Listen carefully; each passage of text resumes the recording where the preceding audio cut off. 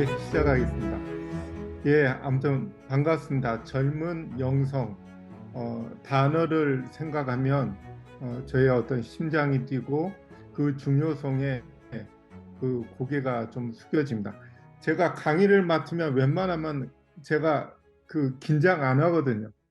한 뭐 1,000명, 뭐 1,500명, 2,000명 모인 데서도 긴장을 사실 전혀 안 하는데 긴장합니다, 지금은.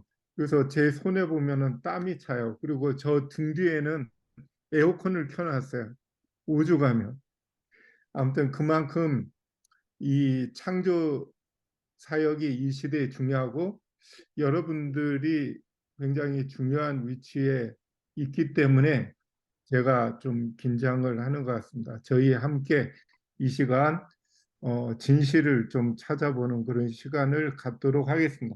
여기 보면 책들이 많아요. 여기 뭐 책들이 제 옆에 아마 2, 30권째가 쌓아놓고 다 소개를 시켜드릴 수는 없지만 아무튼 저는 책을 그렇게 좋아하지는 않는데 책을 대강 봅니다. 어떤 책을 볼 때 핵심적인 부분만 그렇게 하면서 이제 책을 보는 편이고 그리고 대략 그 역사 하면은 머리가 좀 이렇게 아플 수가 있어요. 그죠? 왜냐하면 저희가 잘 모르는 영역이기 때문에.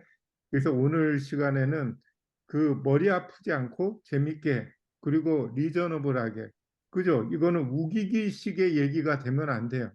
그냥 짐작, 우기기 뭐 그냥 그러면 안 되고 정확한 증거를 가지고 저희가 얘기를 좀 했으면 합니다.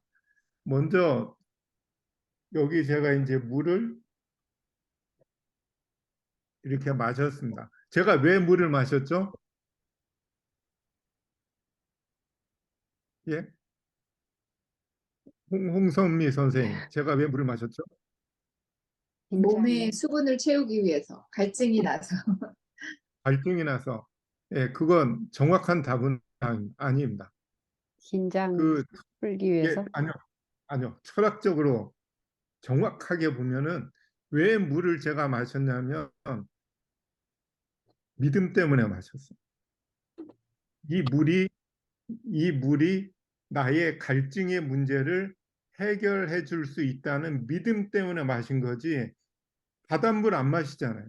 탕물 안 마시잖아요. 왜냐하면 믿음이 없으니까. 그래서 이 믿음이라는 게 저희들의 자연스러운 행동을 가져오는 근데 믿음이라고 하는 거는 경험과 그리고 증거에 의해서 두 가지에 의해서 강화되거든요.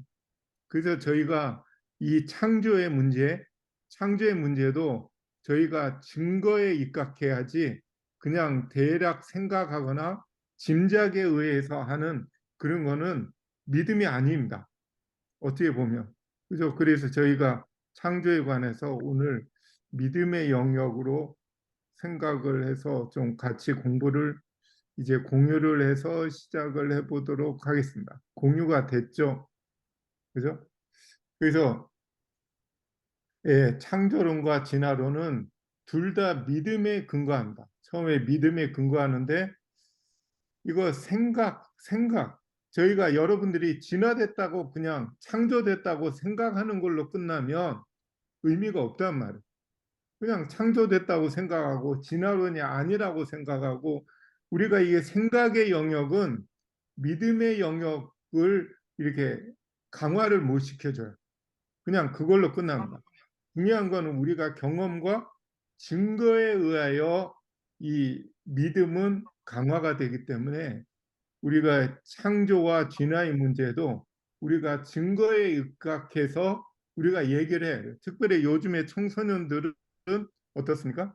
청소년들은 증거에 의하여 생각을 하기 때문에 우리가 증거를 로 이제 교육을 해야 돼요. 진실된 역사를 찾아서 인간의 오리진 문제 그리고 역사의 문제 원시인은 우리가 원시인하면 여러분들의 생각에 지혜로운 사람, 멍청한 사람. 우리가 만일에 원시인 그러면 머릿속에 딱 박힌 이미지가 멍청하고 이런 이미지라면 그거는 창조론자가 아니에요. 그죠? 진화론자라면. 그래서 우리들의 이 무의식적인 세계가 과연 창조에 입각한 것에 이미지화됐는지, 진화론자들의 워낙 많은 말에 의해서 우리도 모르게 쇠뇌됐는지, 특별히 이 역사 문제를 정확히 짚고 넘어왔습니다. 이런 믿음, 우리가 그냥 생각이 아니고 증거에 의해서 우리가 새겨야 된다고 생각합니다. 특별히 천연계와 성경은 둘 다 하나님의 우리에게 보여준다라는 말은 뭡니까? 요거는 하나님의 사랑을 우리는 경험할 수 있고 증거라는 얘기예요. 그죠? 증거죠. 증거잖아요. 보여준다. 증거예요. 그리고 우리가 경험할 수 있다. 근데 많은 우리 그리스도인들은 천연계와 성경에서, 특별히 천연계에서 하나님의 사랑을 경험하고 증거로 삼나요?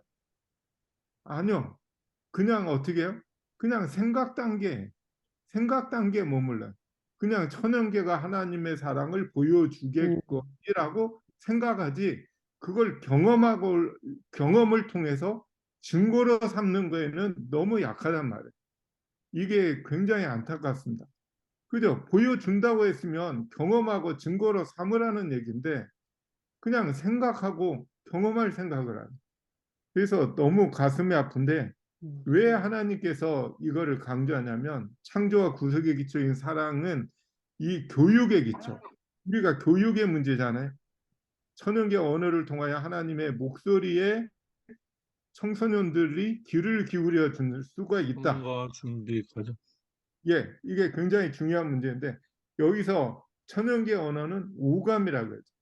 오감이 얼마만큼 중요하고 우리가 창조주의 스토리를 스토리텔링화해서 아이들의 오감의 언어로 아이들한테 어렸을 때 심어주는 게 얼만큼 필요하냐면 뇌과학자들이 이런 실험을 했습니다. 뇌과학자.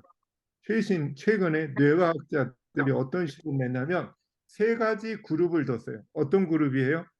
프랑스어와 중국어를 하는 2개 국어를 사용할 수 있는 프랑스인, 이게 A그룹이에요. 그래요. 프랑스인인데 2개 국어를 너무 잘해. 근데 B그룹은 그 프랑스어만 하는데 중국계예요. 이 얘기는 중국에서 입양을 갔는데 뱃속에서 나오자마자 1년이 되기 전에 거의 뱃속에서 나오자마자 프랑스로 입양돼서요. 이 아이는 중국에 관한 기억이 전혀 없죠. 그죠? 프랑스에서 자라서 프랑스어만 해요. C그룹은 프랑스인인데 프랑스어만 할 줄 아는 프랑스인. 그러면 이 세 그룹한테 중국어를 막 들려줬어요. 야오마 하고 막 들려줬어요. 그리고 그 펑셔널 MRI로 뇌를 찍었어요. 그래서 뇌가 어떻게 반응한가를 사진을 찍었어요. 그러면 중국어를 들려줬을 때 어떤 그룹이 당연히 같아야 돼요? 중국어를 들려주면 프랑스어만 할 줄 아는 B와 C 그룹의 뇌가 똑같을 줄 알았어요. 근데 결과는 아니었어요. 결과는 이렇게 나왔어요. 결과는 이게 아니고 AP 그룹을 같아요. 그죠? 프랑스어랑 중국어를 하는 프랑스인과 프랑스어만 하는데 한 살 전에 입양단 그 아이의 뇌가 반응이 똑같아. 이 얘기는 뭐예요? 한 살 전에 왔지만 뱃속에서 들은 중국어를 기억해요. 뱃속에서 들은 중국어, 얘는 중국어를 전혀 못해. 근데 뇌에 중국어가 기록됐어. 그래가지고 반응이 똑같아. 반응이. 이 얘기는 뭐예요? 오감이 뇌에 기록되는 게 엄청 강하다는 얘기예요. 색성향미촉이라고 하는 그 5가지 감각기관으로 하나님의 사랑, 천연계를 통하여 오감을 통하여 그저 뇌에 기록된 천연계를 통해 나타나는 하나님의 사랑은 아이들의 뇌에 지워지지 않는 기록으로 남을 거라는 얘기. 그죠? 그런데 우리가 이걸 교육에 활용을 안 한단 말이에요. 그냥 성경 그냥 얘기만 하면 되는 자 아니에요. 성경 얘기를 하더라도 색성양비 촉을 자극해야 돼. 옛날에 뭐가 있었는데 막 소리가 어떻게 나고 막 그걸 하면 아이들이 안 미치더라 이거. 그래서 천연계의 아름다움을 끊임없이 우리들의 감각에 호소한다. 그래서 이런 천연계를 통하여 하나님의 하신 일을 통하여 창조주를 배우게 하는데 창조의 기초인 하나님의 절대적인 사랑을 견고하고 확실하게 쌓는 데는 이 방법, 천연계 방법밖에 없다라고 교육책에 써야 돼요. 그래서 우리는 철저하게 천연계를 우리가 교육에 응용해야 돼. 스토리텔링을 해. 스토리텔링. 천연계의 천만 가지 음성, 하나님의 영광, 나붓기는 뭐 이런 것이 다 그죠? 어떤 스토리텔링이에요. 이 모든 것이 하나님에 대하여 말하고 있고 그것이 아이들의 뇌에 새겨지게 할 수 있다. 우리가 이 일을 해야 됩니다.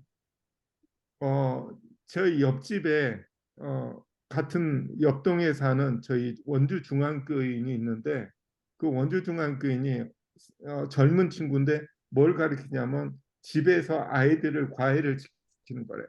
근데 이 아이들이 새를 주로 봐요. 그래서 과외 보는 아이들을 이렇게 한 명을 데리고 여기서 두 명은 자녀가 한 명은 그 과외 받는 애인데 어떤 애냐면 얘는 도대체 컨트롤이 안 된대. 이게 이렇게 쓴대요. 이걸 좀 제대로 똑바로 써 그래도 이렇게 흐리멍덩 쓰고 막 이렇게 쓴대. 근데 얘를 새를 딱 한 번 보여줬대요. 그랬더니 얘가 바뀌었어. 천연계를 보더니 얘가 바뀌었어요. 어떻게 바뀌었냐면 이렇게 바뀌었어. 이렇게 바뀌었어. 완전히 바뀌었어요. 그래가지고 이 아이의 부모가 놀라 자빠져가지고 그 다음에 얘를 새를 보게 했어. 새 한 번 보더니 얘가 바뀌었다 이거예요. 그동안 말로 아무리 안 해. 그래가지고 그 다음부터는 이렇게 얘가 새를 보러 다니고 이런 새를 보고 이렇게 그 아이가 그죠? 그 아이가 이렇게 막 새를 보더니 교인은 아니에요. 교인은 아님에도 불구하고 이렇게 새를 막 그리고 하는 일을 합니다. 제가 그 서부야영에 마치고 나서 요 사진을 찍었어요. 벌새 이쁘죠? 여러분들은 미국이니까 한국에서 못 보지만 여러분들은 볼 수 있단 말이에요. 얼마나 좋겠어요. 그죠? 이런 벌새. 그죠? 이게 뭐야? 풀잎에도 앉을 수 있는 벌새. 굉장히 깜찍하죠. 너무 깜찍해. 이게 넓적거리 벌새라는 새인데 저도 감탄했어요. 이렇게 제가 한 20m에서 찍은 사진인데 이건 딴 종류예요. 딴 종류인데 이 목에 이렇게 아름다워. 굉장히 이게 곤충도 먹어요. 이렇게 곤충도 먹고 요거는 공중에서 이렇게 정지 비행하는 걸 제가 찍었거든요. 한 10m 앞에서 찍은 것 같은데 상당히 이뻐요. 그죠? 근데 이거를 저만 찍어요? 여러분도 찍어요? 여러분도 찍을 수 있어요. 요거는 그 흐밍 플라워라고 해서 벌새 꽃이라고 그래요. 이거는 제가 찍은 건데 그 집 뒤에서 찍었어요. 형 집 뒤에서. 굉장히 이쁘더라고요. 예, 이거 코앞에서 찍었는데 요거는 뭐의 상징입니까? 뭐의 상징이죠? 미국. 그죠? 흰머리 독수리죠. 예, 여러분들 참 부러워요. 저는 이거를 가서 찍고 나서 기분이 좋았는데 여러분들은 흔하게 찍을 수 있으니까. 선악의 대징투는 그레이트 컨트로버시라고 얘기했고 저는 대논쟁이라는 말로 해야 된다라고 주장을 했습니다. 그리고 대논쟁의 주제는 영어가 모든 많아서. 사람의 소원인 뭐예요? 예, 한국 사람, 외국 사람, 우주거민들의 소원인 행복. 아주 중요한 대논쟁이라는 말은 중요한 논쟁이란 말. 아주 중요한 논쟁. 그죠? 참 행복의 논쟁이라고 지난번 이제 말씀드렸죠. 오늘 그 역사 문제와 창조 문제와 그 관점을 창조와 진화의 문제를 가치의 관점, 행복의 관점에서 좀 풀어가려고 생각합니다. 여기서 보이는 것이 희아라는 아이예요. 이 아이는 13살이 됐는데 지능은 5살 지능. 근데 이 아이를 근데 손가락이 두 손가락밖에 없어요. 각자. 네 손가락으로 이 아이가 지능도 낮지 이렇게 손가락도 이렇지 했지만 이 어머니가 피아노를 가르쳐서 피아노를 기가 막히게 칩니다. 이 아이가 거의 애우다시피 쳐요. 지능이 떨어진다. 그래서 이걸 통해서 이 아이가 행복을 찾은 얘기가 있어요. 그거는 필요하면 동영상을 보내드릴게요. 그래서 행복은 존재 가치의 문제, 가치의 문제. 그 대논쟁의 문제가 행복의 문제라는 얘기는 가치의 문제, 인간의 가치의 문제는 그 루스벨이 창조주가 받으실 존경을 탐냈다. 이거는 대논쟁의 시작이죠. 루스벨이 받으실 존경을 탐냈다. 왜? 하나님과 동등한 지위를 갈망하였다. 왜? 왜요? 가치를 높이려고. 이 얘기는 뭐냐면 진화론의 시작은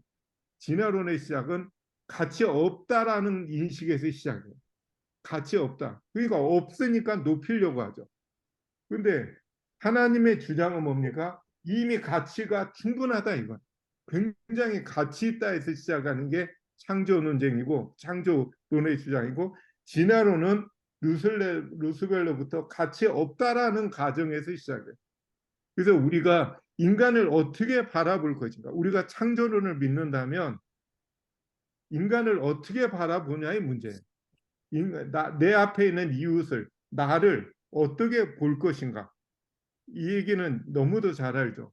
그죠? 선한 사마리아의 비유, 대제 제사장도 지나가고 레인도 지나가고 했는데 사마리아인이 불쌍히 여겨서 상처를 싸매고 해주고 데리고 가서 돌봐주고 그죠? 밤새 돌봐주고 지불해주고 돈을 더 주고 더 들면 돌아올 때 갚으리라고 했다. 원수인데 왜 이렇게 돌봐줬을까요? 왜 돌봐줬을까요?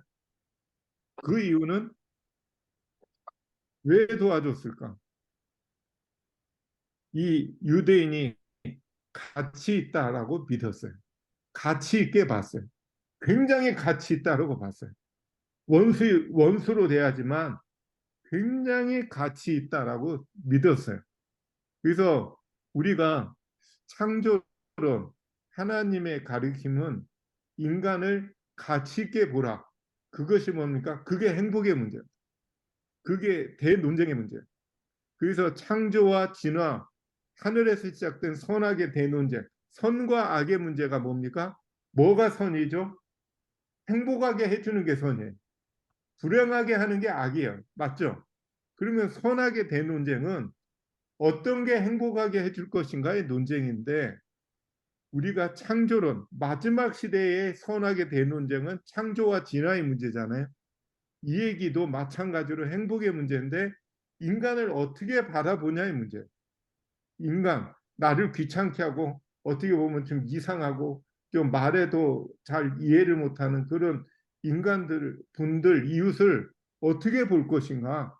나를 욕하는 원수 같은 분들을 어떻게 대할 것인가? 가치 있게 대하는 믿음이 바로 창조론적 믿음입니다. 그래서 우리가 이런 어떤 믿음, 이런 믿음의 문제를 생각을 해봐야 돼요. 마틴 루터 킹 알죠? 흑인 운동. 흑인의 존재 가치 회복을 해요. 이 책에 보면은 막 데모를 했다고 그래요. 막 흑인들 향해서 막 이렇게 그죠? 그리고 불사르고 흑인 인권가들의 뭐 불사르고 그거를 지지하는 사람들을 이렇게 때려하고 근데 간디의 무저항 운동으로 해서 이렇게 저항을 안 하고 있다면 인간의 가치 문제. I am a man. 나는 인간으로서의 가치가 있다. 총을 겨눴어. 칼을 겨눴어. 너희들은 가치 없다. 가치의 싸움. 왜냐하면 이것이 흑인 분들의 행복의 문제니까. 가치의 문제는 행복의 문제. 역사적으로 인간을 짐승 취급한 적이 있어요.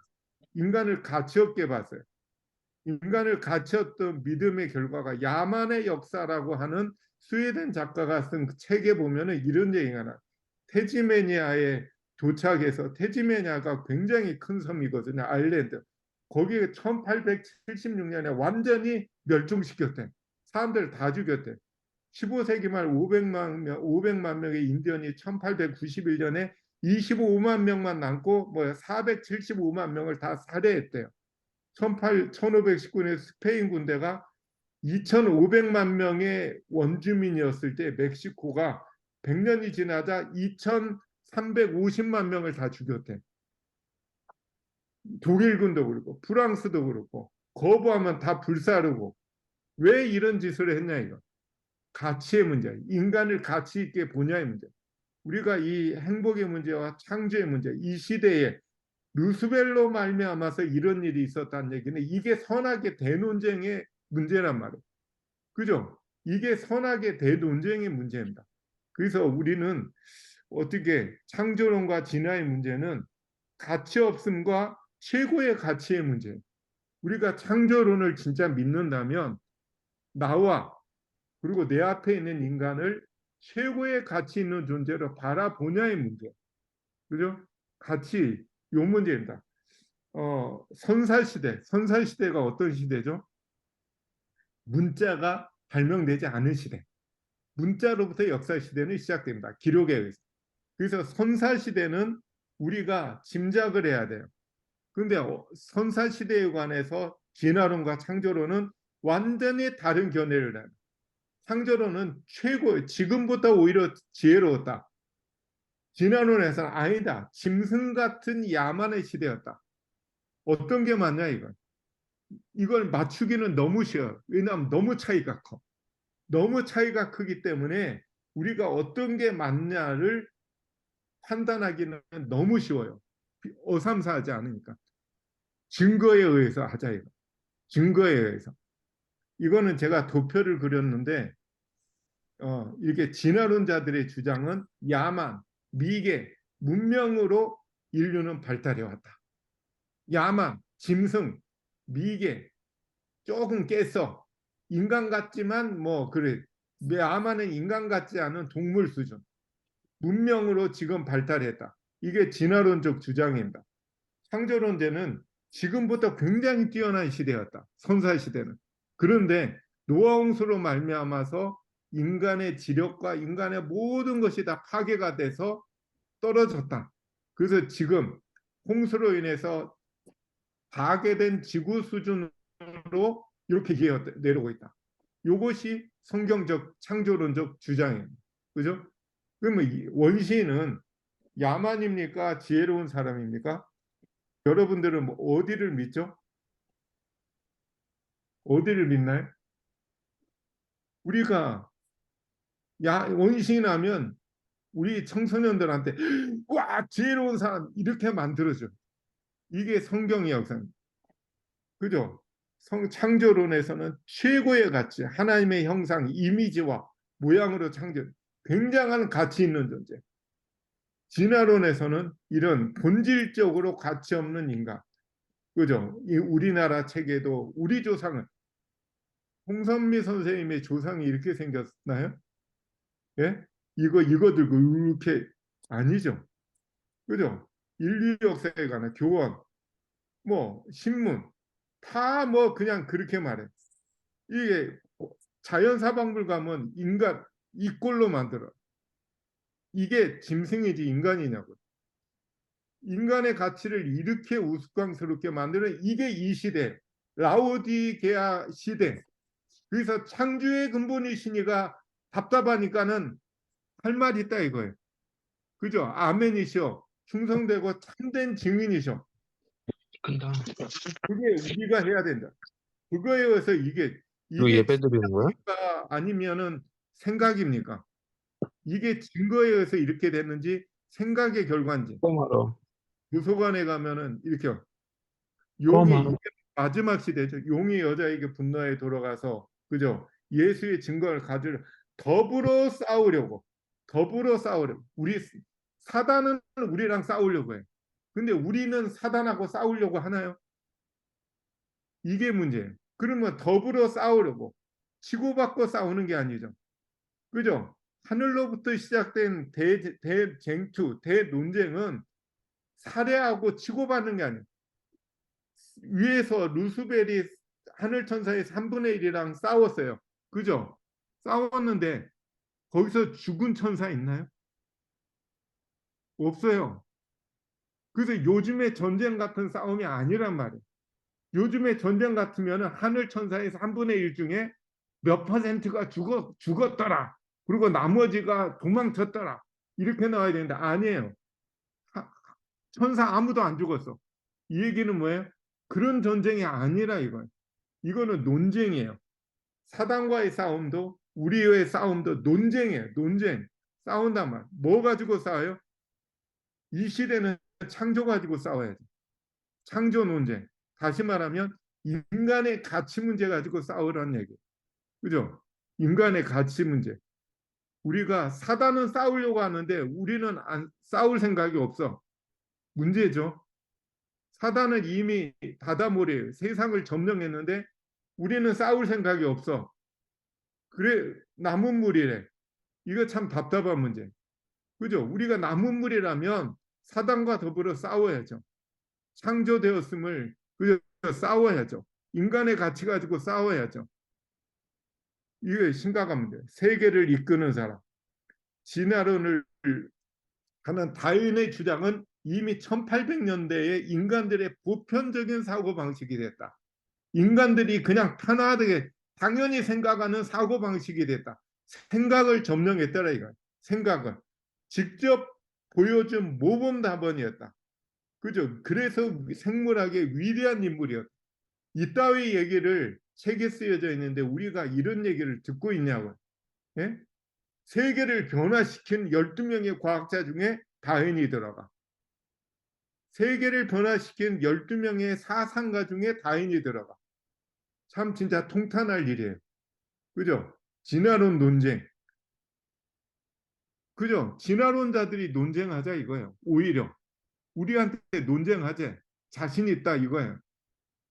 우리도 논쟁해야죠. 그러면서 뭐라고 해요? 종회기원이 출판된 1859년 이후에 세계관이 달라졌다. 믿음의 일부까지 뒤집어 버렸고 뭐까지? 사고방식, 다시 말하면 생각이 점령됐다. 생각이 점령됐다. 이게 무서운 생각이에요. 우리들의 생각이 점령됐다.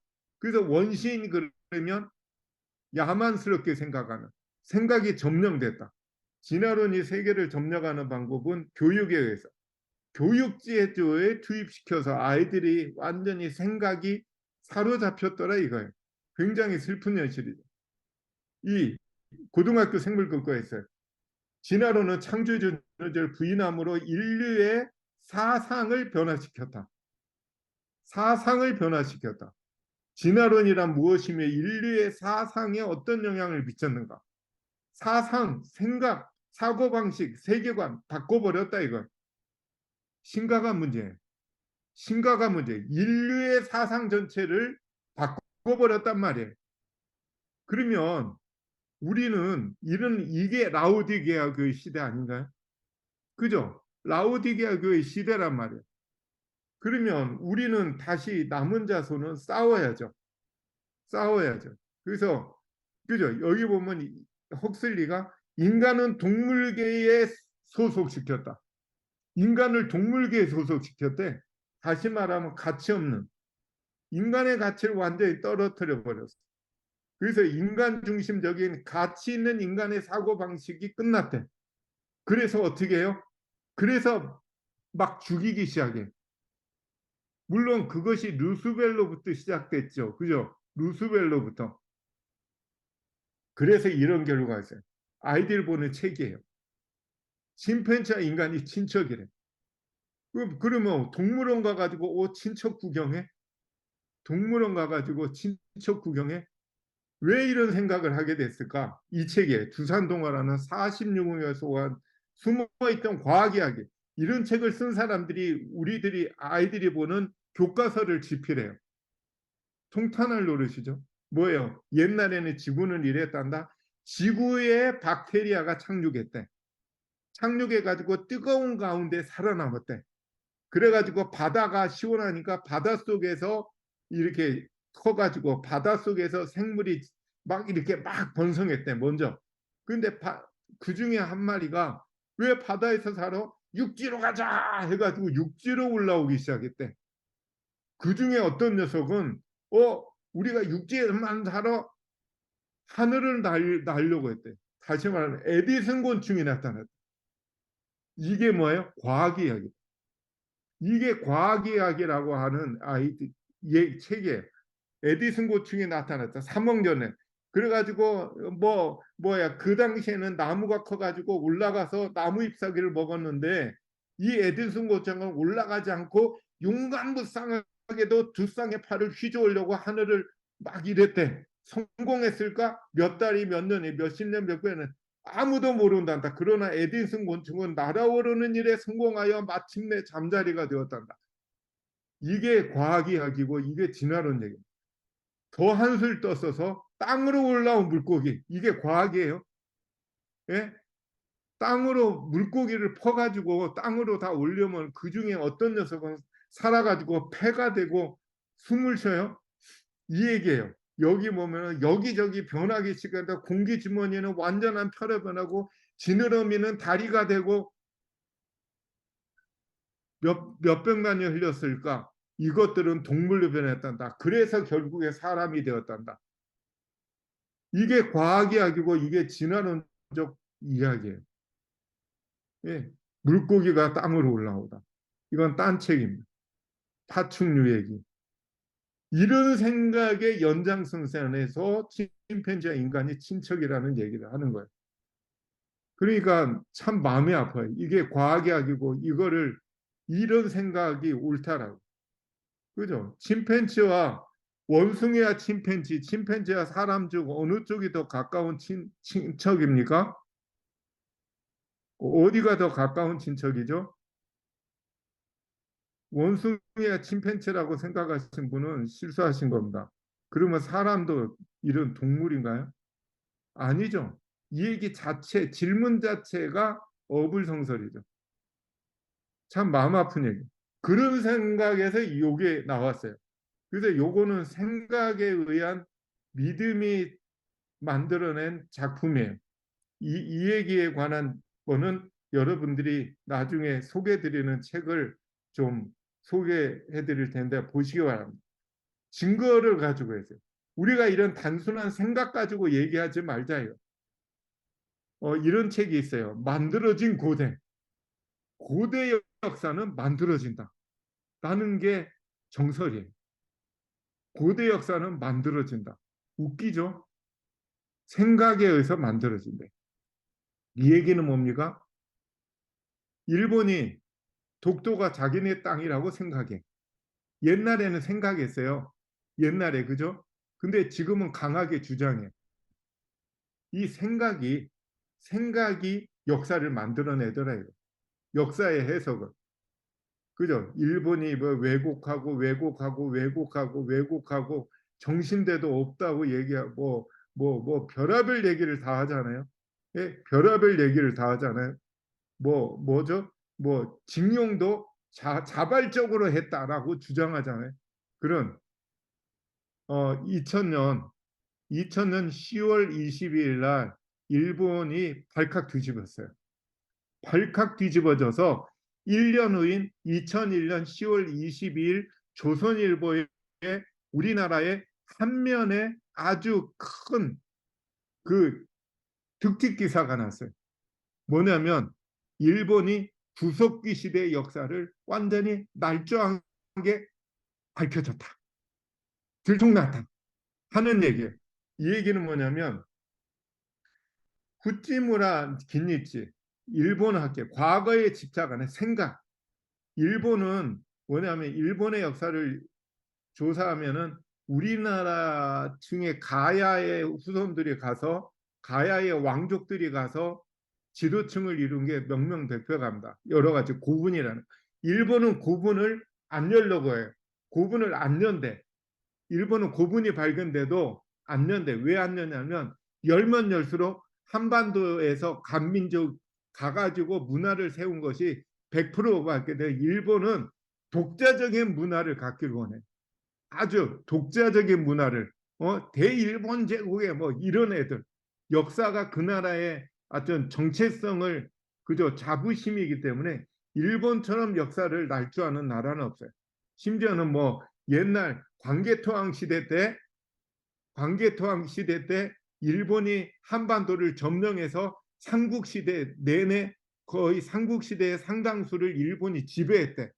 그런 말도 안 되는 그 당시 일본은 옷도 안 입고 다니는 시대인데 그런 어떤 그죠 말도 안 되는 주장을 하는 그 일본인데 이 얘기는 뭐냐면 아마추어 후지무라 긴니츠라고 하는 구석기 유물 아마추어가 있어요. 근데 이 사람이 20년 동안 구석기 시대 유물 98%인가를 다 조작했어. 조작했는데 다 조작됐는데 이것이 일본의 교과서에 실리고 일본의 대학 시험 문제도 나오고 완전히 정설로 굳어지게 됐어요. 아마추어지만 워낙 전문가니까. 이 얘기는 뭐냐면 이 아마추어 후지무라 긴니치가 발견해서 처음에는 20만 년 전 걸 발견했다고 발표했어. 그러니까 일본이 기분 좋잖아. 일본의 역사가 20만 년이다. 그러니까 이 사람이 그 다음에 40만 년 전 거 발견했어요. 그러니까 또 박수 쳤어. 또 돈을 지원해 줬어. 그랬더니 이 사람이 결국에는 어떻게 해요? 일본 역사가 70만 년 전의 역사로 올라갔습니다 하고 발표를 했어. 그러니까 막 박수 쳤어. 그런데 마이니치 신문 기자가 이상하다고 생각했어. 저 사람이 발견하면 왜 10만 단위로 뛰냐? 이상하다고. 그래가지고 이 사람이 발굴하고 있다라는 곳에 이 사람 텐트 옆에 가서 잠입했어. 잠입. 했더니 이 사람이 마이니치 신문 기자가 후지무라 긴니치가 옆에 이렇게 잠입을 했는데 이 사람이 2000년 10월 20일 날 새벽에 주섬주섬 뭔가를 챙겨가지고 텐트를 나가더라 이게. 몰래 쫓아갔어. 쫓아가니까 이 사람이 어디를 가더니 막 구덩이를 유적지라고 자기네가 한 달 동안인가 했던 그 유적지 어느 에다가 구덩이를 파더니 파묻는 거를 비디오 카메라로 찍어버렸어. 아니나 다를까 일주일이 지난 10월 요 이렇게 찍어버렸는데 10월 29일 일주일이 지나자 그 현장에서 진짜처럼 대일본 제국의 70만 년 전에 구석기 유물이 발견됐습니다 하고 발표를 했어. 그러니까 일본이 찬사를 아끼지 않았어. 그러자 그 다음날 하루 이틀 후에 이거를 비디오로 아예 텔레비를 통해서 방영을 해버렸어. 그래가지고 일본이 발칵 뒤집어졌어. 그래서 일본의 구석기는 완전히 허구였다 하는 게 완전히 명명백백하게 밝혀져서 이게 이렇게 밝혀지자 신문 기자들이 누굴 찾아가면 고고학회에 찾아갔어. 고고학회에 찾아가가지고 따졌어. 아니 이 사람이 몇십 년 동안 이렇게 조작했는데 당신네들 뭐 했냐 하고 따졌어. 그랬더니 고고학회 회장이 답을 했어. 뭐라고 얘기하냐면 여러분들 미안합니다. 사실은 이 깨진 돌 가지고 그 돌이 언제 깨졌느냐를 알 수 있는 방법이 사실은 없습니다. 그걸 언제 깼는지 알 수 있는 방법은 사실은 없습니다. 그러면 뭡니까? 저 사람이 주장하면 그냥 믿어야죠. 그렇게 대답했어요. 진짜 한심한 대답을 했어요. 그래가지고 증거 조작, 예? 증거 조작. 이 사람이 하든 더 오래된 유물을 요구했던 일본 사회가 만들어낸 결과물이었다. 이게 생각하면 돼요. 일본이 오래됐으면 좋겠다 생각하니까 이게 웃기는 일이 발생했다. 생각이 믿음을 가져왔고 증거 조작까지 왔다. 그러면 우리가 실제로 이제 대화를 나누고 이거는 알타미라 동굴에서 발견된 소위 말하면 구석기 시대의 미술벽화야. 알죠? 스페인. 그죠? 근데 이것이 생각은 뭐예요? 멍청한 야만인의 작품이라는 게 그 얘기예요. 구석기 시대는 뭐예요? 멍청한 야만 동물 수준이라고 생각해요. 돌을 어떻게 해요? 갈재주도 없어가지고 깨가지고 우르르 하던 시대였다라고 주장을 해. 진화론자들이 그런 생각을 했는데 실제로 증거는 뭐예요? 그 습한 동굴에 습기가 많은 환경 가운데서 색깔도 안 변했대. 안 맞잖아요. 증거와 생각이 안 맞잖아요. 너무 안 맞잖아요. 이게 뭐 하나가 아니고 많아요. 많아요. 생각이랑 너무 안 맞아. 그러면 구석기 시대의 대표적인 것이 타제석기예요. 그죠? 그죠? 타제석기. 근데 이거는 진짜인가 생각의 작품인가? 잃어버린 문명이라고 하는 석기를 연구하는 사람이 책을 냈어요. 그 사람이 증거를 내놨어. 어떤 증거를 내놨냐면 타제석기가 지능이 낮았던 사람들의 작품일까? 하고 이 사람이 검사를 실험을 했어.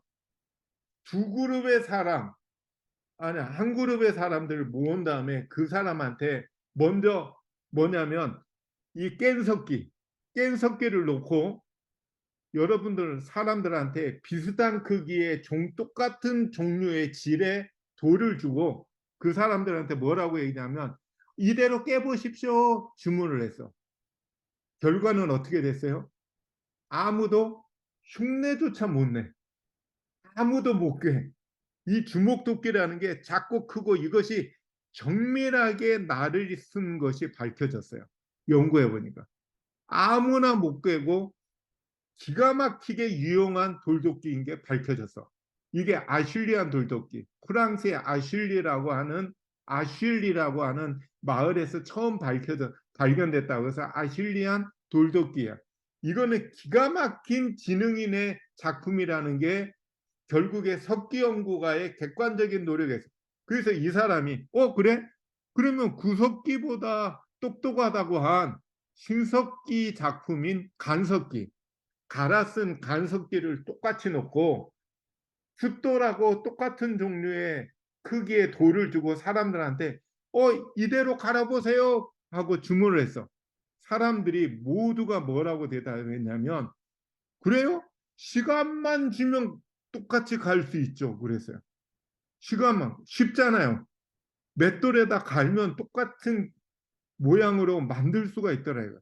이걸 보고 이 사람들이 이 석기 연구가가 신석기인들이 구석기인이 신석기인보다 결코 지능이 높으면 높았지 떨어지지 않았다라는 걸 깨닫게 됐어. 근데 이게 우스운 얘기지만 과학관에서 옛날에 우리나라의 전곡리에 가면 이 돌도끼가 있어요. 이 돌고 이 전곡리에 가면 한탄강에 가면 미국에서 유학 온 아니 그 주한미군으로 온 고고학 학생이 우리나라 주한미군으로 왔다가 우리나라 아가씨랑 데이트를 갔다가 한탄강에 갔다가 발견한 게 이거예요. 아실리안 돌도끼인데 거기에 가면은 이 돌도끼가 있어요. 저희가 딱 갔을 때 거기에는 여자분 가이드가 우리를 한 곳으로 와보래요. 딱 인도하더니 아실리안 돌도끼를 딱 있는 데 가보더니 이걸 가리키면서 뭐라고 소개를 하냐면 전곡리가 1년에 굉장히 유명한 지방자치 유명한 행사가 있어요. 구석기 행사가 있는데 그 행사의 하이라이트가 똑같이 깨보기 대회가 있대. 똑같이 깨봐라. 그랬는데 이분이 얘기하기를 지금까지 수십 회에 걸쳐서 수천 사람의 이대로 깨보려고 노력을 했지만 모두가 흉내조차 못 낸 대단한 석기입니다라고 소개를 하더라고요. 아무도 흉내를 못 난 대단한 석기입니다라고 소개. 증거와 생각이 너무 차이가 나. 진화론자들의 생각과 실제로 이 증거가 너무 차이나. 요거 뭡니까? 미국에서 사온 건데 그 인디언들이 사용하는 거래요. 그죠? 이게 뭐예요? 타제석기는 그럼 뭐냐면 증거는 뭐예요? 사냥하는 데 유용한 도구예요. 이게 정확해요. 어디서 발견돼요? 산 동굴에서 동물 뼈와 같이 발견돼. 그러면 이 증거는 뭐예요? 사냥하는 데 유용한 도구였구나라고 생각하면 돼. 그러면 이분들이 가다가 강을 만나서 농사를 짓기 시작해. 움막을 짓고 거기서 농사를 져. 농사를 짓는 데는 이게 유용하지 않고 갈아 쓴 넓은 돌이 필요하더라 이거. 그래서 간섭기는 농사에 필요한 유용한 도구가 간섭기. 이게 증거지. 이거 가지고 시간. 요즘에도 어디에요? 요즘에 이리한 자야를 가도 뭐가 있어요? 돌도끼 다 써요. 왜 그래요? 상황이 그러면 쓰는 거지. 이거는 지혜의 상징이 아니더라고요.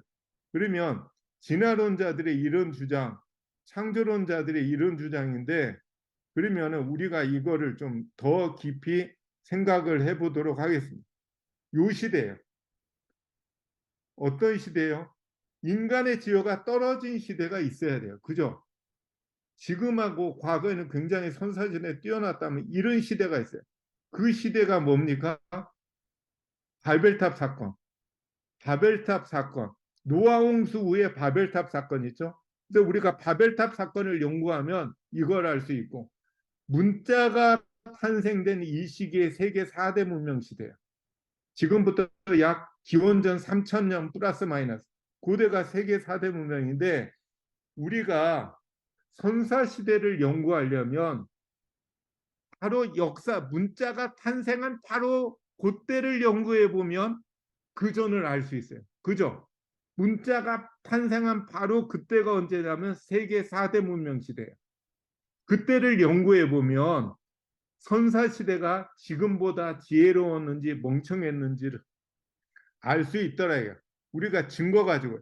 그러면 바벨탑 얘기를 해보겠습니다. 바벨탑부터 피라미드 얘기. 바벨탑 창세기 11장에 보면 온 땅의 언어가 하나였다. 이게 맞아야 돼요. 그죠? 언어가 하나였어요. 거기에 보면 바벨탑을 쌓는데 서로 어떤 얘기를 해요? 벽돌을 만들어 견고히 굽자고 이에 벽돌로 뭐를 대신했더라? 돌을 대신했더라. 벽돌로 돌을 대신했더라. 이 얘기는 뭐예요? 그 시대는 돌을 쓰던 시대였는데 하늘까지 쌓으려고 보니까는 돌이 부족해. 그러니까는 그러면은 단단 돌 같은 벽돌을 굽자 하고 의논한 거예요. 그러면 이 시대는 돌을 쓰던 시대였다는 얘기 주로. 맞죠? 그러면 우리가 이걸 하늘까지 쌓게 하자. 하늘까지 쌓으려고 해. 이거 가지고 이 문제 가지고 성경의 비평학자들은 이거는 창세기 11장은 거짓말이다라고 얘기를 한대요. 비평학자들은. 왜 그래요? 비구름의 높이가 얼마나 되는지 아세요? 바벨탑을 비구름보다 올리려고 했을 거 아니에요. 그죠? 비구름이 약 2km에서 5km 됩니다. 5km가 돼요. 그러면 5km까지 쌓을 수 있다 없다.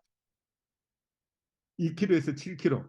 2km에서 7km까지 요즘 실력으로 현대에도 이만한 걸 쌓을 수 있다 없다.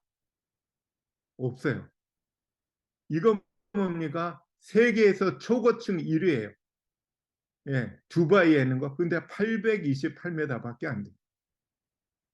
이게 신기록이야. 근데 2km에서 7km를 어떻게 쌓아? 그죠? 이거는 2위. 이거는 우리나라 초고층 555m예요. 그래서 요즘에 비평학자들이 아니 요즘도 800m밖에 못 샀는데 어떻게 2km에서 7km를 쌓아? 이거는 생판 거짓말이다. 그렇게 얘기해요. 그러면 우리가 맞냐 틀리냐는 세계 4대 문명 그때 시대로 가보자 이거예요. 증거로. 온 땅의 언어가 하나였는데 하나님이 어떻게 해요? 흩었더라. 한 곳이었는데 흩어졌다. 그 증거가 있어야 돼. 그죠? 우리가 이걸 찾아보자 이거. 진실된 역사의 회복은 한 곳에서 흩어진 증거를 찾아야 돼. 여러분들 이 증거를 알아요, 몰라요? 배웠어요, 안 배웠어요? 학교 다닐 때? 실제로 배웠어요. 뭡니까? 빗살무늬 토기. 빗살무늬 토기. 빗살무늬 토기 다 알잖아요. 언제요? 신석기 시대의 대표적인 유물. 그죠? 농사를 지어야 되니까. 그런데 이거에 관한 책을 보면 뭐라고 나왔냐면 이 빗살무늬 토기는 시베리아 빗살무늬 토기와 같은 계통의 것으로 스칸디나비아 반도부터 시베리아 동부 유라시아에서도 발견하고 남쪽으로는 일본에서 발견된 토기입니다. 이 얘기가 뭐예요? 여기서 핵심이 뭐예요? 같은 계통. 같은 계통이라는 게 뭐예요? 오리진이 똑같아. 오리진이 하나다. 이 얘기는 뭐예요? 인류가 전 세계에 퍼져서 있는데 언제요? 기원전 진화론자들에 의하면 250만 년 전부터 사람이 있었대. 250만 년 전. 근데 249만 3천 년이 되자 예? 전 세계 사람들이 동시에 독일을 가보자. 독일을 가보자. 동시에 생각해. 그런데 이왕이면 거기다 뭐를 그려보자. 빗살무늬를 넣어보자. 동시에 생각했다. 이게 맞냐고요? 아닙니다. 어떤 생각이 맞아요? 한 곳에서 썼는데 어떤 이유인지 모르지만 전 세계로 가지고 가서 썼더라. 이 말이 오히려 설득력. 이 말이요. 같은 계통의 것으로. 같은 계통의 것으로. 오리진. 이 사람들의 선조들이 같은 대학 출신이더라 이거. 같은 대학 출신이더라 이거. 근데 이렇게 하나 가지고 얘기하면 돼. 그 메소포타미아 문명과 이집트 문명이 뭐예요? 공통 문명에서 비롯됐다. 이 말이 뭐예요? 오리진이 똑같다. 그죠? 오리진이 똑같다. 이집트에 있는 피라미드와 멕시코에 있는 피라미드가 똑같아. 메소포타미아에 있는 지구라트와 과테말라, 남미에 있는 게 똑같아. 이 말이 뭐예요? 건축학이 똑같아. 건축학이라는 게 우습지 않잖아요. 거기에도 굉장한 기하학이라든가 학문과 뭐가 들어가잖아요.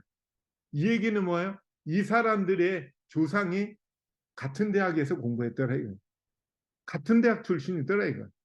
그렇지만 어떤 이유인지 모르지만 이집트도 가고 남미도 가고 메소포타미아에 흩어져 있더라. 이거 그 얘기 아니에요? 그죠?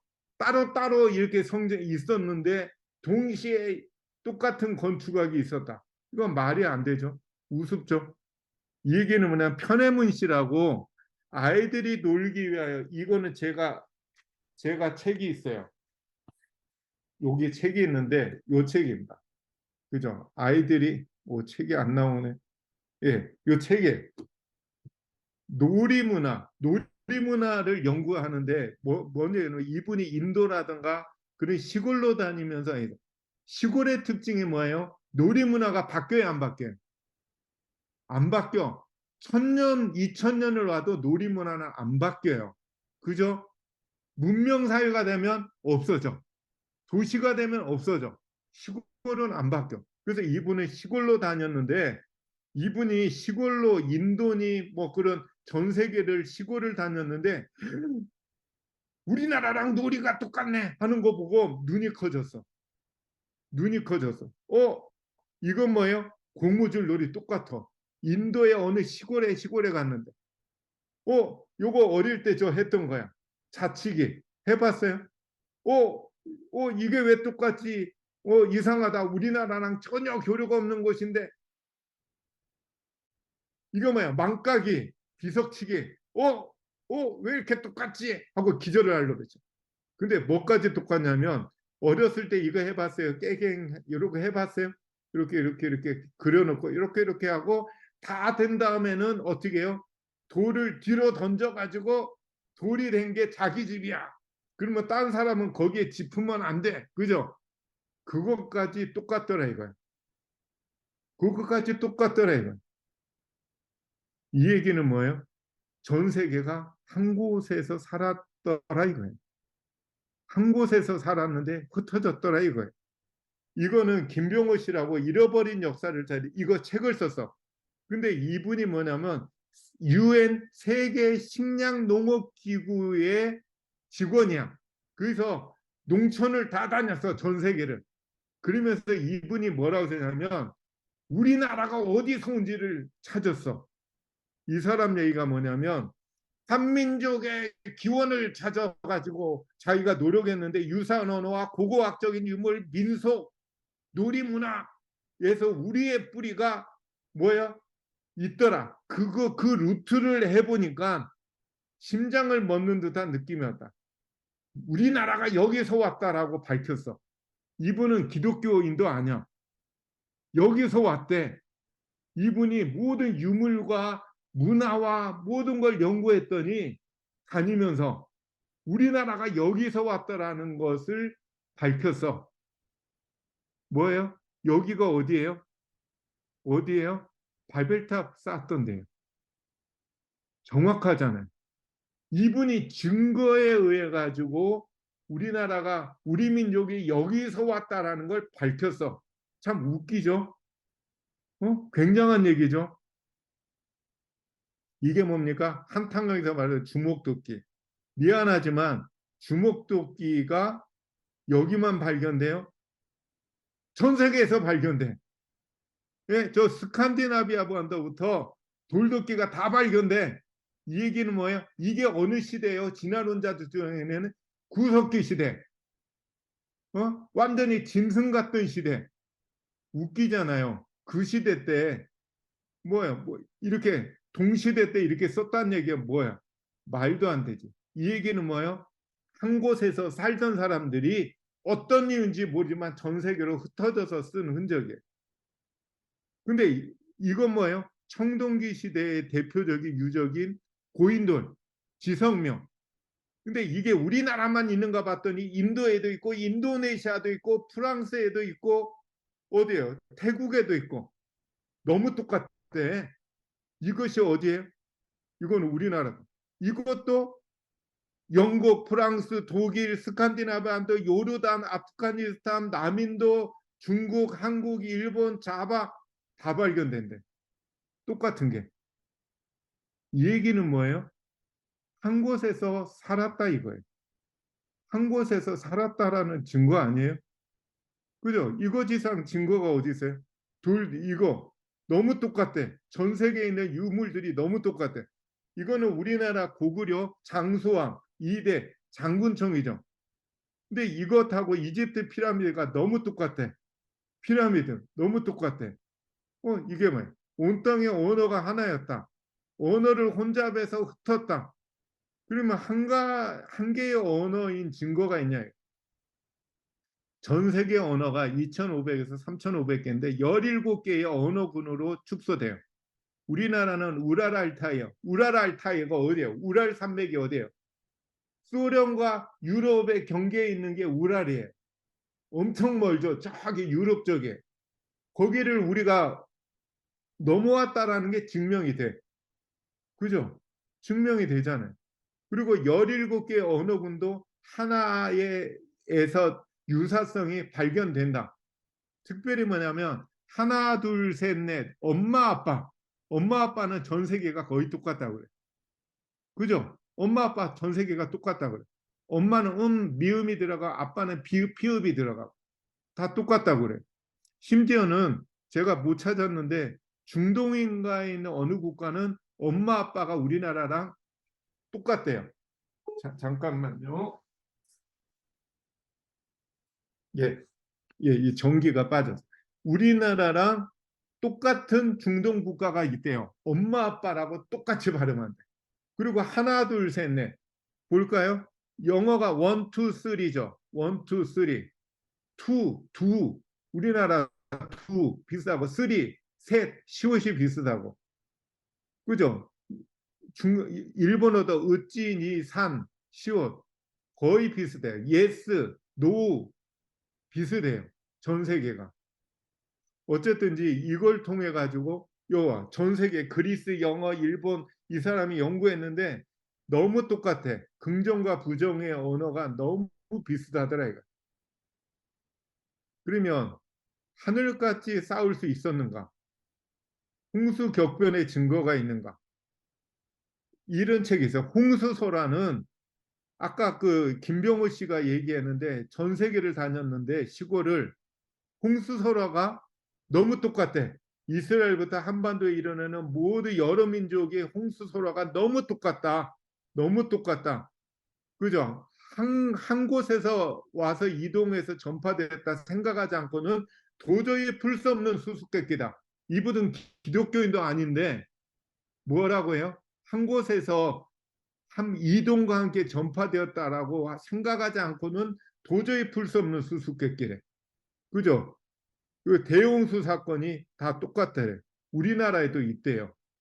예. 요거는 인디언 석판인데, 그죠? 위에 보면 뭐예요? 노아홍수 아닌가요? 맨 마지막에는 무지개도 있고, 그죠? 자세히 보면 똑같아요.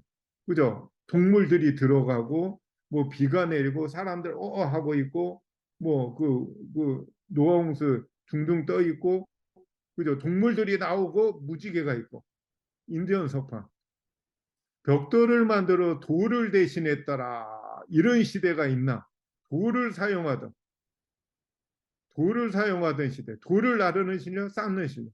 마추픽추, 공중도시예요. 그죠? 페루에 있는. 여기에 약 2만 명인가? 1만 명 이상이 살았던 거대 도시인데, 잉카 문명. 잉카 문명의 특징은 거성 문명의 시대인데, 그분들이 쌓는 거는 굉장히 정밀하대. 구석구석 정밀하다. 심지어는 자연석의 귀퉁이까지 만들어서 맞춰가지고 여기에 뭐예요? 이것이 500톤이래요. 500톤. 위에 올라가는 게 150톤. 이런 것들을 기가 막히게 만들어 쌌대요. 정확히. 왜 이렇게 쌌어요? 왜 이렇게 쌌죠? 이분들한테는 이게 쉬웠어. 쉬웠어. 그다지 아주 너무 어려운 게 아니야. 왜 그래요? 돌을 나르고 쌓는 실력이 너무 쉬웠어. 고대 문명의 특징이 뭐냐면 거성 문명의 특징이에요. 거성 문명. 이거는 3,000톤을 올렸대요. 3,000톤을 위에다가 올렸대. 이거는 멕시코의 테오티후아칸 피라미드 군이고. 그죠? 왜 피라미드가 전 세계에 있을까? 피라미드의 원조인 이집트예요. 그죠? 그죠? 이집트에 많으니까. 이거는 정기영 씨라고 우리나라 최초의 뭐예요? 카이로 대학, 이집트 카이로 대학에서 박사학위를 땄고 카이로 대학에 있는 박물 거기 도서관에서 이집트에 관한 피라미드에 관한 것을 다 연구해서 이집트 전문가예요. 우리나라 최고의 이집트 전문가인데 이분이 얘기하기를 이집트는 함족이라는 사람이 이주해 왔다. 뭐예요? 맞잖아요. 바벨탑 사건 후에 함족. 그죠? 얼굴이 조금 그분들은 따뜻한 걸 좋아해서 가다가 딸강을 만나자 여기에 정착해서 살자. 왜냐면 살기 좋으니까. 대규모 이동해서 대규모 이동해서 세워서 정착하면서 이집트 문명이 탄생한 걸로 알려졌다. 이게는 뭡니까? 이 다른 책에 보면 이집트 문명가하고 올메 문명, 남미 문명은 갑자기 나타났다. 갑자기 나타났다. 왜요? 이동해 왔기 때문에. 서서히 발견된 흔적이 발견 안 되고 이동해 와서 세웠기 때문에 갑자기 나타났다라는 게 특징이에요. 갑자기. 그죠? 농사를 짓고 기름진을 해서 살았다. 피라미드에 관한 다양한 책들에 보면은 기가 막히다라는 게 공통적이에요. 거대한 수학 공식, 파이, 그죠? 기가 막혔다. 기가 막, 어마어마. 지구 둘레가 4,200, 4,300, 200km인데 이것이 이미 피라미드에 기록돼 있더래요. 그죠? 진화론자들에 의하면 신석기 시대거든. 신석기 시대 때 어떻게 이런 일을 했을까? 왕의 방이 있어요. 근데 북극성이 보이는 방이 있는데 빛의 굴절 각도까지 다 계산했더라 이거. 이 뚫은 게 아니고 이거를 이렇게 쌓았더라 이거. 그 쿠팡의 피라미드를 비해서 유명한 세계의 것 요거는 오리온 자리의 삼태성을 흉내냈대. 오리온의 삼태성의 위치랑 똑같대. 그리고 왕의 방이라고 있는데 거기에 방의 크기는 모양은 황금비를 이루는 공식을 썼더라. 황금비. 가로 세로가 뭐예요? 가장 이거는 뭐 나중에 근데 현 시대보다 지혜가 떨어진 시대일까? 이거는 초기, 초기, 작품이에요. 피라미드 초기 작품. 초기 작품. 이거 초기 작품인데, 요거는 우주 왕복성이죠. 근데 불행하게도 우주 왕복성에 2003년 귀환 중에 폭발했어요. 왜 폭발했어요? 여기 왼쪽 아래 사진에 보면은 왼쪽 날개에 있는 뭐가 충격받아가지고 떨어져 나가는 내화 타일이 타일. 이게 들어올 때 1200도 이상으로 달궈지기 때문에 열이 못 들어오게 내화 타일을 발랐대. 내화 타일을 발랐는데 내화 타일이 몇 장이 떨어져서 그쪽으로 뭐예요? 열이 들어와서 폭발돼서. 그러면 피라미드를 이렇게 겉에 대리석을 붙였는데 그걸 조사해 보니까 모르타르가 미 나사에서 우주왕복선에서 붙였던 네와 타일의 모르타르보다 더 얇다라는 게 밝혀졌어. 더 정밀하대. 더 정밀하대. 더 정밀하대. 그리고 아직까지 모르타르가 삭제를 안 했대. 5천 년이 되는데. 피라미드가 지혜의 산물이라는 거는 그래서 불가사의하다. 지혜라고 하는 게 뭡니까? 지혜라고 하는 거. 일본이 피라미드를 축소형의 피라미드, 작은 피라미드를 건설하려고 일본 어느 부자가 건축학자한테 맡겼어요. 그랬더니 건축학자 설계하는 사람이 오더니 못합니다. 그랬어요. 일본이 그때 기술보다 더 학문이 뛰어날 텐데, 그때 그 옛날, 지금부터 5천 년 전보다 지금 학문이 뭐가 뒤져서 못해요. 그랬더니 그 건축 설계사가 하는 얘기가 피라미드 같은 구조물은 기하학적인 구조이기 때문에 일본의 기하학이 그때 당시의 기하학보다 떨어져서 못합니다. 라고 답을 했어요. 근데 기하학이라는 게 뭐냐면 플라톤이 세운 최초의 대학이 아카데미우스라고 하는 거예요. 근데 아카데미우스 입구에 플라톤이 뭐라고 큰 간판을 써붙였냐면 기하학을 모르는 사람은 출입하지 마시오라고 써붙였대. 근데 왜냐하면 기하학이 뭐예요? 철학은 지혜의 학문인데 지혜의 대표적인 학문이 기하학이기 때문에 기하학을 모르는 사람은 지혜를 배울 능력조차 없어. 그 말이에요. 그래서 피라미드가 지혜의 학문이에요. 근데 피라미드가 137층 높이에 230만 600만 톤 지대 선택 5천 년 동안 1.25cm가 침하했대. 그런데 요즘의 건축학에서는 100년 동안 15cm가 침하면 좋은 지대로 삼는데. 그래서 이 책에 보면 아니 그때 사람들이 지혜롭다고 땅 속의 걸 어떻게 알았냐? 그래서 그 이집트의 6.2상에 지진이 났는데도 전혀 안 무너진대. 이게 지대 선택이 워낙 좋아서.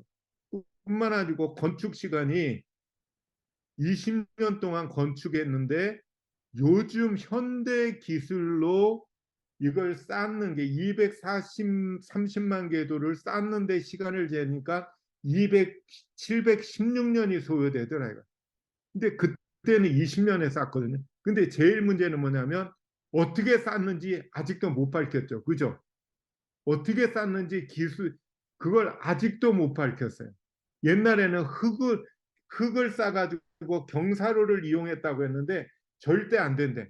그래서 요즘에 나온 거는 풍선을 이용했을 거라고 해요. 풍선으로 둥둥 띄워가지고 했을 거다. 아직까지도 모른다고 합니다. 근데 그러면 우리가 이걸 밝혀야 돼. 인간의 지혜가 떨어졌냐? 인간의 지혜가 떨어졌다면 떨어진 증거가 있을 게 아니냐? 인간의 지혜가 진짜 떨어졌냐? 예, 볼까요? 인간의 지혜가 떨어진 시대가 있나 보겠습니다. 인간의 지혜가. 이거는 초기, 중기, 말기. 어느 작품이죠? 초기 작품. 이거는 말기 작품. 피라미드에 관한 책을 보면 어떤 내용이 나오냐면 이상하다. 뭐든지 발전해야 되는데 왜 피라미드는 안 그럴까? 왜 피라미드의 초기 작품은 굉장한데 왜 말기 작품은 하나같이 다 이렇게 다 무너졌을까? 이상하다. 그래서 이 사람들이 결론을 냈어요. 이 사람들이 뭐라고 결론내냐면 피라미드는 굉장한 천재가 나타나서 세운 건물이다. 굉장한 천재가 나타나서 한 건물이다. 그랬는데 불행하게도 그 천재가 물려주기 전에 독사를 당했다. 그래서 그 다음 사람들이 흉내내려고 하다가 다 실패했다. 그렇게 결론을 냈어요. 근데 이 사람이 그 뒤에다가 또 토를 달아서 이거는 내가 결론을 냈지만 미안하지만 이거는 어거지 중에 어거지다. 왜냐하면 피라미드 같은 작품은 그 시대가 그거를 뒷받침하지 않고는 한두 사람의 천재 가지고는 이룰 수 없는 작품이기 때문이다. 그걸 사람을 동원하고 뭐라고 하려면 어마어마한 많은 학문이 수준에 도달해야지 할 수 있는 거지 한두 사람의 천재 작품이 아니다. 그러면 결론이 뭐냐? 외계인의 작품이다. 현재는 그게 결론입니다. 외계인의 작품이다. 그게 현재의 결론이에요. 근데 문제는 뭐냐면 그 구석기, 그 피라미드들 그 부장품들이 있어요. 그 이집트에 가면 왕들의 부장품을 조사했는데 구석기 시대에 제작된 왕들의 부장품들이 하나같이 돌 항아리가 나와. 돌 항아리가 나오는데 돌 항아리가 엄청난 강한 돌이야. 근데 그 안에가 깎여 있어. 근데 그 시대가 어떤 시대라고 진화론자들이 주장해요? 구석기 시대. 야만의 시대 때. 그리고 돌을 갈아 쓸 재주도 없이 깬 거 가지고 오오 하던 시대 때 어떻게 해요? 돌 항아리가 있는데 그 돌 항아리 구석기 시대에 보니까 내부가 볼록가 돼. 볼록에서 통통 치니까 탕탕 소리가 날 정도로 얇게 가공이 됐대. 매우 얇고 가공됐대. 어느 시대 때? 구석기 시대 유물. 앞뒤가 안 맞아. 증거랑 생각하던 시대가 안 맞아. 근데 문제는 뭐냐면 거기에 바늘구멍을 뚫었대. 바늘구멍을 뚫었대. 이 돌을 바늘구멍을 뚫려면 웬만한 쇠로는 철기로는 절대 안 된대. 웬만한 기가 막힌 강력한 철로 뚫어야지 그냥 청동기로도 안 되고 웬만한 철기로도 뚫을 수가 없대. 그런데 이 돌에 바늘구멍을 뚫었대. 어느 시대 때? 진화론자들이 얘기하는 구석기 시대 때. 근데 더 이상한 거는 구석기 시대가 아니고 청동기 마지막 시대 때는 이것이 부장품들이 목재 꽃병으로 바뀐대. 그러면서 더 이상 돌 항아리 제작이 불가능해졌음을 의미한다. 말이 안 되잖아요. 말이 안 되잖아요. 왜 후대 시대에 갈수록 왜 그런 기술이 없어졌냐 이거. 오히려 안 맞잖아요. 이 얘기는 뭐예요? 인간의 지혜가 떨어진 거예요. 인간의 지혜가 떨어졌어요. 그 떨어진 거의 대표 가장 강력한 증거가 문자예요. 뭐든지 문자에 의해 가지고 발달해야 되는데 세계 4대 문명의 특징은 문명과 학문의 수준은 굉장한데 문자는 초기 문자예요. 문자가 탄생하기 시작해. 그 중간에 이거 보고 말도 안 된다라고 했어요. 왜 그럴까? 왜? 세련된 문명, 세련된 문자가 탄생하려면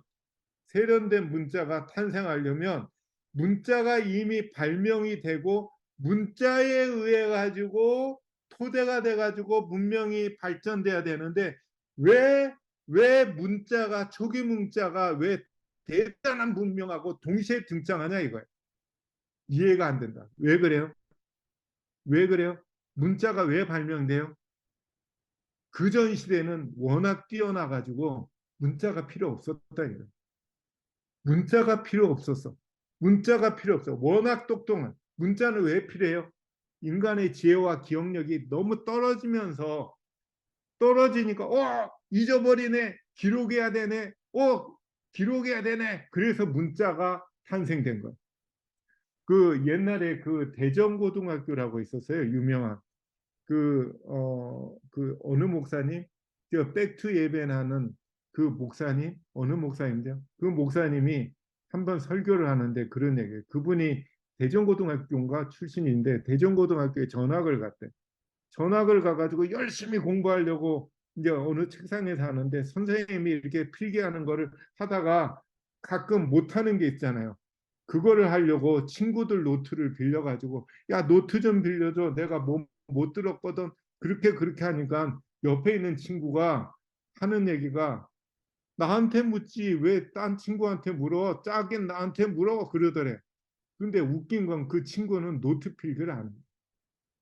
노트 필기를 안 하고 수업 시간에 이렇게 턱 깨고 응시만 한대. 그래가지고 속으로 이 공부도 지질이 못하게 생긴 녀석이 노트 필기도 안 하는 애가 뭐 물어. 그리고 그래? 하고 물었대. 그럼 뭐야? 그랬더니 줄줄줄줄 답을 다 하더래. 그래가지고 친구들한테 물어보니까 전교 1등이에요. 전교 1등. 이 아이를 보면은 이 학생은 시험 기간에 낚시하러 간대. 이 아이는 사진을 찍는데요. 필기를 안 하고 책이라든가 모든 거를 사진을 찍어서 뇌에다 넣고 시험 기간이 되면 그걸 뇌에서 넘기면서 공부한대. 놀면서. 요즘에도 그러는데 하물며 그때 당시에 이 학생한테는 필기가 필요 없는 거야. 그때 당시에는 문자가 필요 없어서 똑똑한 인간이 지혜롭고 하면은 문자가 필요 없어. 근데 자꾸 잊어버리기 시작하니까 문자가 나온 거야. 그래서 세계나 4대 문명은 대단한 문명인데 뭐예요? 문자가 초기 문자. 하나같이 초기 문자. 그 이유가 거기 있습니다. 갑자기 태어난다. 갑자기. 처음부터 모든 것이 완성되었다. 그죠? 대단한 거. 대단한. 진화의 흔적이 어느 곳에서도 찾아볼 수가 없다. 서서히 발전된 갑자기 성숙한 모습 뭐 이런 얘기. 그러면 이제 결론을 내겠습니다. 그러면 진화론자들이 만들어낸 시대가 구석기, 신석기, 청동기 요거를 이제 정리를 좀 해보겠습니다. 진화론자들의 생각은 인류가 나타나기 2250만 년 전부터 10,000년 전까지 야만의 시대였다. 돌을 갈아 쓸 정도로 지혜가 떨어진 야만의 시대였다. 그러나 증거는 뭐예요? 증거는 구석기 시대의 증거는 증거에 기반한 사전에는 채집하고 사냥하고 살 때 이동성의 생활을 하였다. 맞죠? 왜냐하면 그 깬석기가 동굴에서 발견되고 동물뼈랑 발견돼서 그러면 사냥했던 사람들이다. 이거는 증거 아니에요. 그리고 이동하면서 생활했다라는 게 보여요. 이 얘기는 뭐냐면 바벨탑 사건 이후에 하나님을 흩었을 때 큰 무리가 이동하는 것은 4대 문명을 만들었어요. 큰 무리가. 그렇지만 큰 무리가 이동하지만 작은 무리도 분명히 있었을 거야. 작은 무리는 먹을 거를 해야 되기 때문에 산을 타고 이동해서 산을 타고 소수 10명, 20명, 30명 소수가 이동해서 가족 단위로 그러면 뭐 가지고 해요? 사냥을 해야 돼. 그러기 위해서 깬석기 가지고 썼더라 이거. 깬석기 가지고 이동성의 생활. 그래서 깬석기는 동물뼈와 함께 발견돼. 그래서 사냥하던 사람이었구나, 도구였구나. 그렇게 하면 오케이. 이동하면서 살았던 흔적이구나, 오케이. 근데 이동하다가 어떻게 신석기 시대 사람들은 진화론자들은 1만 년 전의 사람들인데 구석기인들을 노예로 삼다가 멍청해서 멸종시켰다라고 기록에는. 그러면 의문 구석기인들은 분명히 사냥하는 사람들이야. 신석기인들은 농사 짓는 사람들이야. 그죠? 농사 짓는 사람들이야. 그러면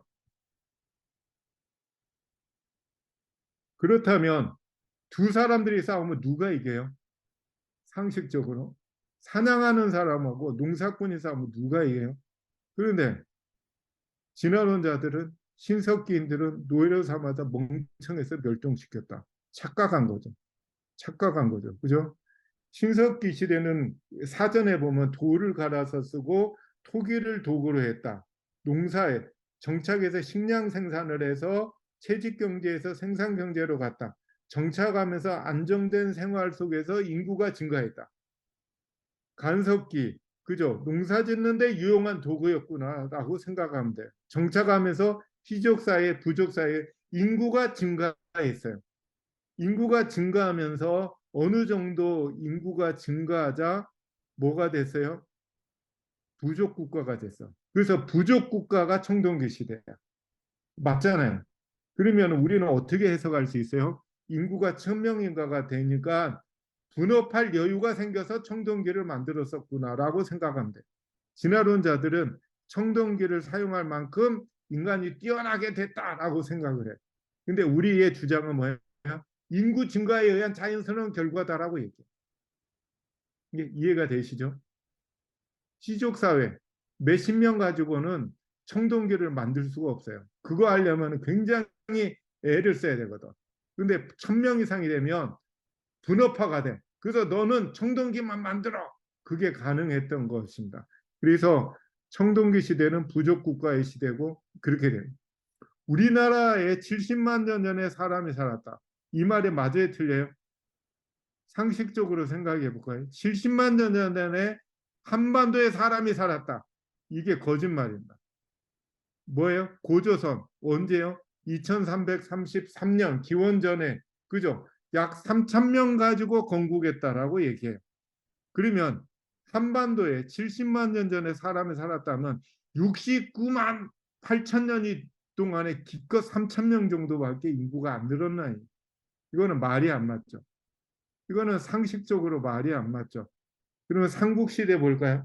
삼국시대의 고구려는 주몽이 세웠어요. 주몽이 누구냐면 전처자식이죠. 그죠? 아니, 주몽의 아들인, 죄송합니다. 주몽의 아들인 유리왕이 세우죠. 그죠?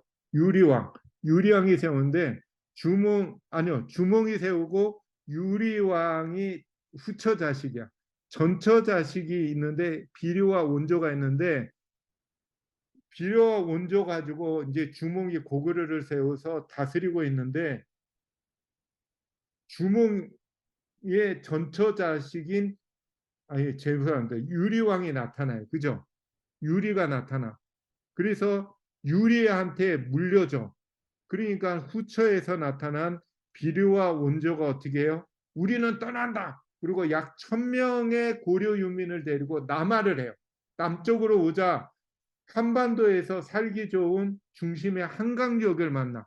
딱 만나자 형 비료가 나는 하류인 인천 쪽으로 갈래. 그리고 1000명을 다시 나눠 가지고 이동해.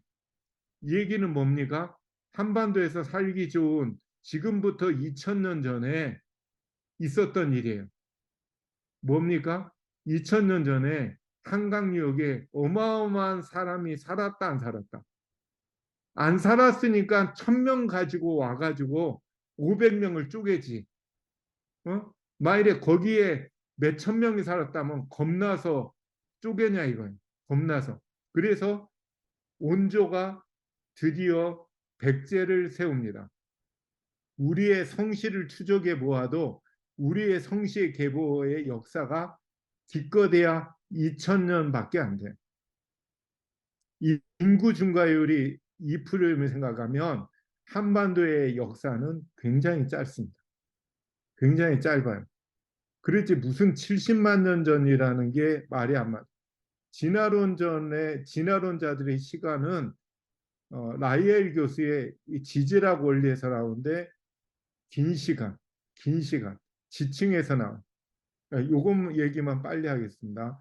동일과정설행인데 동일과정설은 사전에 보면 현재 일어나고 있는 지각 변화가 과거 지질 시대에서 똑같은 과정과 속도로 있었다. 1년에 0.6mm, 1억 년에 6km, 이 이론에 따르면 두께 3cm의 물고기 화석은 이 되려면 500년 동안의 지층이 쌓여야 되는데 500년 동안 쌓는 동안에는 썩고 말겠죠.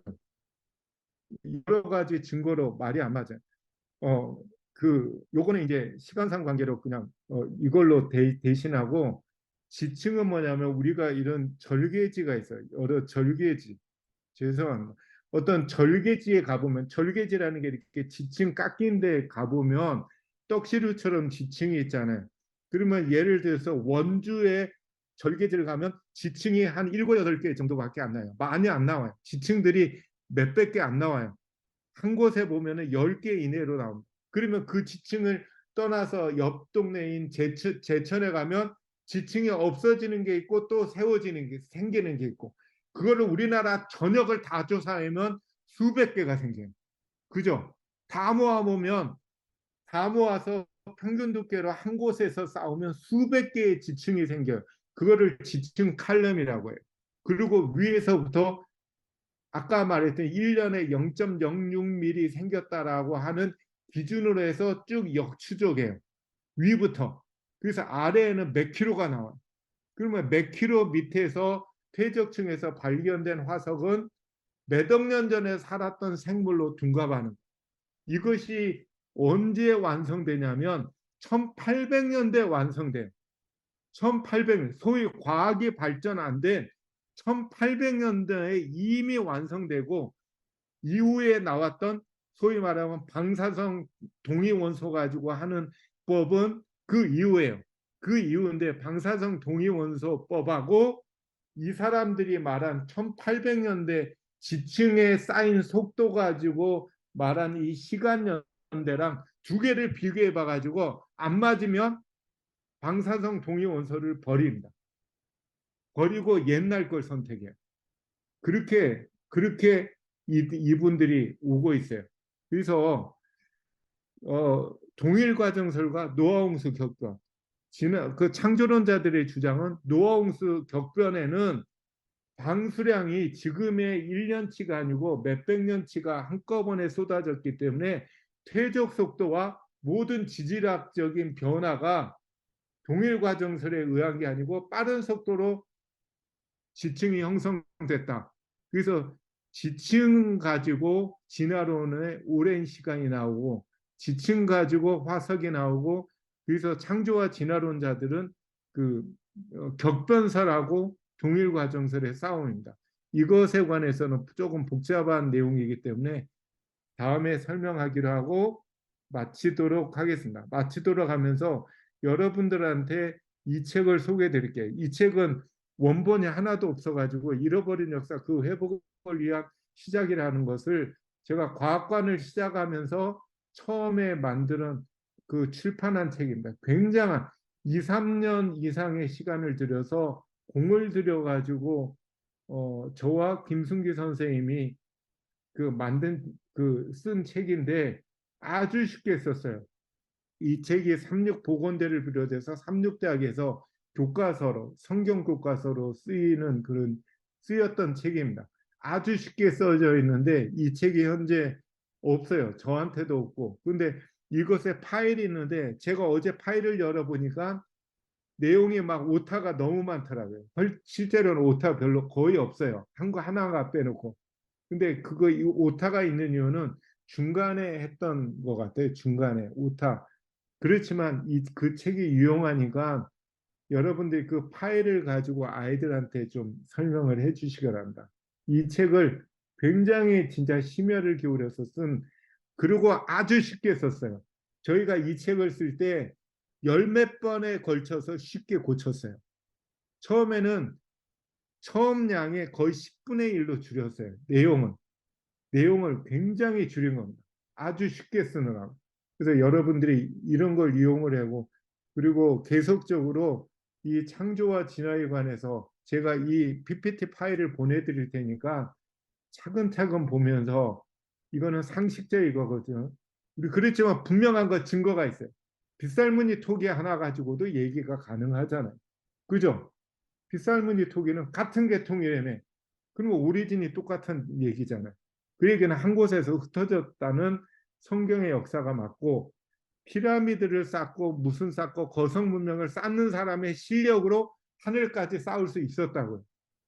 쌓을 수 있었다라는 것이 알 수가 있어요. 왜냐하면 요즘에는 피라미드를 못 쌓거든.